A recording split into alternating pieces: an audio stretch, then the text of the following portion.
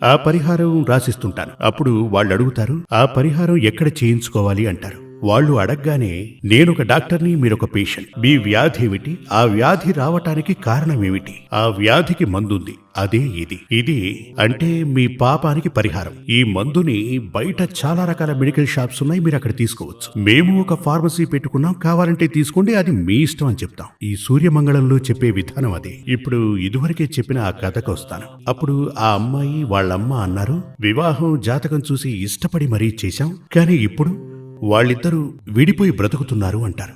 నేను ఎదురుపడితే ఆయనకు నచ్చటం లేదు, నన్ను దూరంగా ఉంచాడు అంటారు. మరో అమ్మాయితో తను సంబంధం పెట్టుకున్నారు, వివాహమై 7-8 మాసాలే అయిందని చెప్తారు. ఇలాగే చాలా మంది ఇక్కడికొచ్చి చెప్తూ ఉంటారు. దానికి కారణం ఏంటంటే ఆ స్త్రీ జాతకంలో 2వ స్థానంలో ఉన్న, లగ్నంతో ఉన్న 2వ స్థానంలో ఉన్న పాపగ్రహాలే. 2వ స్థానంలో పాపగ్రహాలు, ముఖ్యంగా శని ఉన్నాడు అంటే